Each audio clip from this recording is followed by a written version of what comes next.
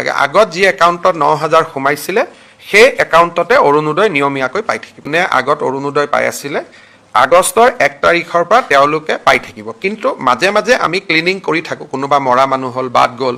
কোনোবা চৰকাৰী চাকৰি পালে বাদ গ'ল সেইখিনি কিন্তু তাক বাদে আৰু এতিয়া নতুনকৈ একো কৰিব নালাগে আগত যি একাউণ্টত ৯,০০০ সোমাইছিলে সেই একাউণ্টতে অৰুণোদয় নিয়মীয়াকৈ পাই থাকিব এতিয়া আমি নিযুক্তি প্ৰথম ২ লাখ পদ আমি বিচাৰি উলিয়াব লাগিব গতিকে তাৰ প্ৰক্ৰিয়াটো আৰম্ভ হৈছে ইতিমধ্যে মানুহ বাংলাদেশৰ পৰা আহে আমি সীমান্ত পাৰে হ'ব নিদিওঁ আমি পুছবেক কৰি দিওঁ আৰু ভিতৰত থকা মানুহো যেতিয়া ডিচিয়ে অৰ্ডাৰ দিয়ে পুছবেক কৰিব লাগে বুলি তেতিয়া আমি পুছবেক কৰোঁ গতিকে এইটো বাংলাদেশৰ স্থিতিটো বাংলাদেশে পৰিষ্কাৰ কৰিব ভাৰতৰ স্থিতিটো এইটোৱে আছে যে ভাৰতত আমি কোনো বাংলাদেশী নাগৰিকক সোমাব নিদিওঁ স্যাৰ নিযুক্তি প্ৰক্ৰিয়াটোৰ এটা প্ৰচেছ আপোনালোকে আগুৱাই লৈ গৈছে লাহে লাহে হ'ব এতিয়া আমি নিযুক্তি প্ৰথম ২ লাখ পদ আমি বিচাৰি উলিয়াব লাগিব গতিকে তাৰ প্ৰক্ৰিয়াটো আৰম্ভ হৈছে ইতিমধ্যে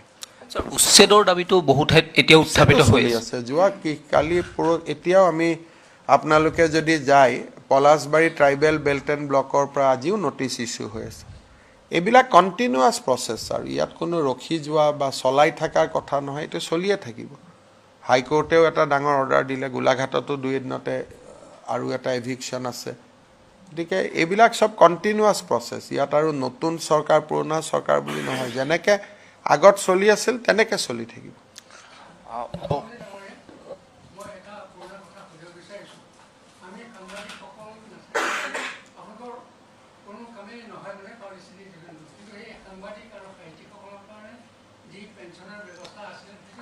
বিত্তমন্ত্ৰীক সুধি ল'ব সাংবাদিককতো পেঞ্চন সাংবাদিকৰ মালিকে দিব লাগে না মালিকে ভাল পেঞ্চন ফাণ্ড ক্ৰিয়েট কৰিব লাগে মালিকবিলাকৰ ইমান ডাঙৰ ডাঙৰ গাড়ী ঘৰ সাংবাদিকসকলে মালিকৰ ঘৰত গৈ আন্দোলন কৰিব লাগে যে আমাক দিয়ক বুলি লেখক ঠিক আছে বাৰু কিন্তু সাংবাদিকেতো মালিকবিলাকৰ ইমান ডাঙৰ গাড়ী মটৰ দিব পাৰে সাংবাদিকসকলে নিজৰ মালিকক দাবী কৰিব লাগে লেখকটো ঠিক আছে বাৰু Mr. Chief Minister we know that there is a transport aircraft which has there is some issue and there is an accident but we are waiting for more reports from DC it was a transport aircraft which developed some problem and face accident in Jorhat airport so we are waiting for more details Ratnadeep Mr. Chief Minister, Union Home Minister Amit Shah in a very significant statement has said that most of the areas in Northeast which are still under Armed Forces Special Power Act will see a withdrawal of the act. Now this is a it would be a very landmark movement. How do you see Northeast preparing for it given the fact that in Assam I don't have to add on anything on the comments of Honorable Union Home Minister. But Assam is by and large, now we have APSA only in 2 districts, Saraideo and Tinsukia. Now that can be withdrawn, that is not a very big issue, but of course in Tinsukia we still had some problem. But he has set a target of next year and I think by next year Assam will be ready. But it will not be proper for me to comment on the other northeastern state. Sir, যোৱাকালি সৰচাপৰি সাহিত্যসভাই কৈছে যে লোকপ্ৰিয়লত তেওঁলোকে অসমীয়া ভাষাটোৱে লিখিব আৰু অসমীয়া নিলিখক মোৰ একো কথা নাই সৰচাপৰিৰ ওপৰত অসমীয়া জীয়াই থাকিব নেকি তেওঁলোকে লিখিলে লিখক নিলিখিলে নিলিখিব কিন্তু ঘৰত যদি অসমীয়া নকয় লিখিলে কি হ'ব আসল কথাটো হ'ল যে ঘৰত ভাষাটোতো আৰ্টিফিচিয়েলি কোনোবাই মেজৰিটি কৰি ৰাখি লাভ নাই ন ঘৰৰ ভিতৰত তেওঁলোকে যদি অসমীয়া ভাষা নকয় অকল লোকপ্ৰিয়লত অসমীয়া ভাষা লিখি ক'ব আমি বিদেশী নহয় সেইটোতো নহ'ব নহয় অসমীয়া ভাষাটো আমি কাবাক এইটো সাহিত্য সভাৰ সভাপতি ডাঙৰীয়াৰ কথাৰ লগত মোৰ ইয়াত এটা বিৰোধিতা আছে যদি অসমীয়া ঘৰত নকয় লিখি কি লাভ হ'ব আৰু এইবিলাকৰ কাৰণে অসমীয়া ভাষা কিবা পাৰ্চেন্টেজত জীয়াই আছে এইবিলাক পুৰণা পলিচি আছিল ইমান পাৰ্চেণ্টে ক'লে অসমীয়া থাকিব আমি যেতিয়ালৈকে চন্দ্ৰ সূৰ্য থাকিব অসমত অসমীয়া ভাষা থাকিব এইটো আৰু কোনোবাই পাৰ্চেণ্টেজৰ লগত ভাষাটো থাকা নাথাকা এইবিলাক পুৰণা কিছুমানে ওলাই দিছিলে যে লোকপিয়লত ইমান পাৰ্চেণ্টেজ হ'লেহে অসমীয়া থাকিব নহ'লে নাথাকিব এনেকুৱাটো মই কোনো আইন শুনা নাই Assamese is the official language আৰু আমাৰ অফিচিয়েল লেংগুৱেজ এক্টত ক'তো লিখা নাই যে ইমান পাৰ্চেণ্টেজ হ'লেহে অসমীয়া থাকিব নহ'লে অসমীয়া নাথাকে কালি যদি মই ধৰি ল'লোঁ যে 20% মানুহে কয় অসমীয়া তথাপিতো অসমত অসমীয়া থাকিব কোনোবাই আৰু বাংলাদেশৰ পৰা আহি পেলাই ইয়াতে ভাষাটো বদলাই দিব পাৰে নেকি তেনেকেতো নহয় বৰাকত বঙালী BTC এৰিয়াত বড়ো অসমত অসমীয়া লগত জনজাতীয় ভাষা কাৰ্বি মিচিং ৰাভা সববিলাক অসমত বাগিচাৰ দৰে এখন বাগিচাৰ দৰে ফুল ফুলি থাকিব ইয়াত আৰু কোনোবাইতো ক'ৰ পৰা এইটো হিচাপ আহিলে মই নাজানো কিবা সেন্সাছত এনেকৈ ক'ব লাগিব তেনেকৈ ক'ব লাগিব নকলেই বা তাৰ পৰা আমাৰ কি ক্ষতি হ'ব কোনোবাই যদি ভাবে এইটো হ'ল এটা পুৰণা যে 50%ৰ ওপৰ হ'ব লাগে এনেকুৱা ক'ৰবাত আইনত লিখা আছে নেকি মইতো কোনো আইনত দেখা নাই এইবিলাক হ'ল পুৰণা এইবিলাক হ'ল তুষ্টিকৰণৰ একোটা ৰাস্তা মই ভাল পাম যে অসমীয়া ভাষাটো লিখকো ঘৰতো কওক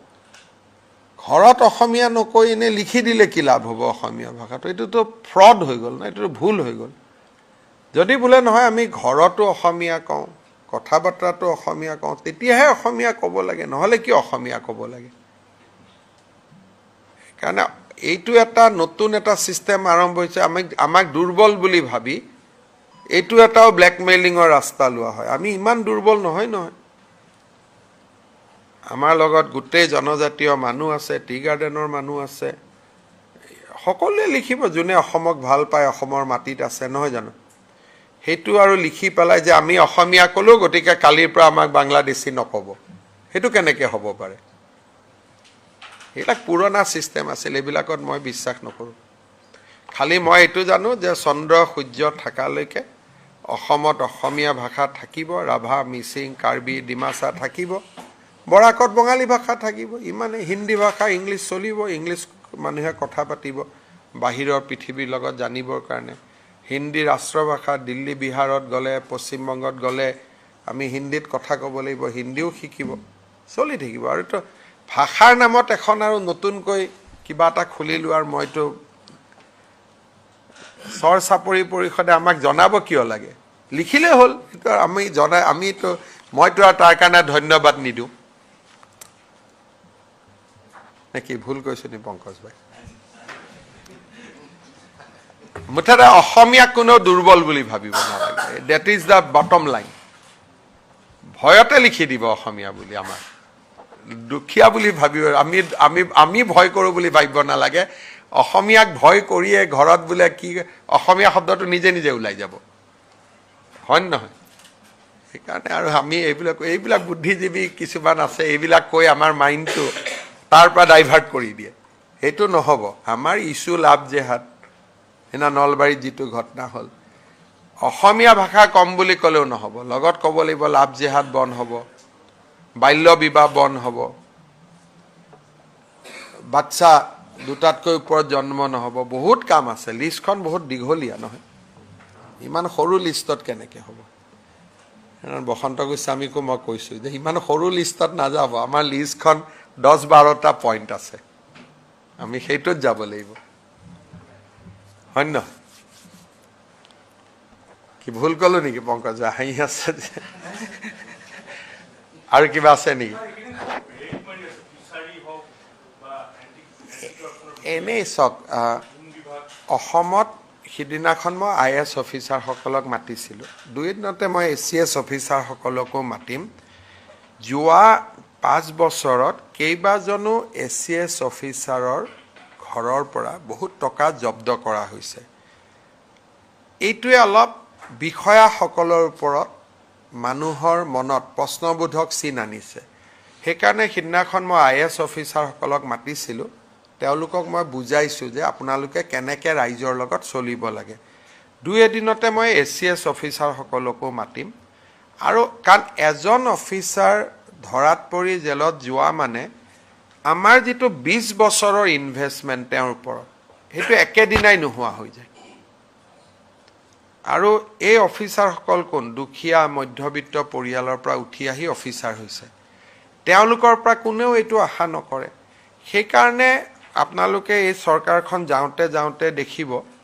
যে কোনোবা এজন অফিচাৰে যদি আপোনাৰ পৰা টকা লৈছে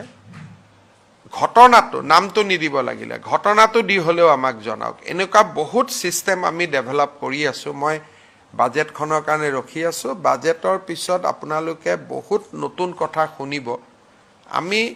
দুৰ্নীতিটো একদম নোহোৱা শব্দটো ক'ব নোৱাৰো কিন্তু বহুত কমাব লাগিব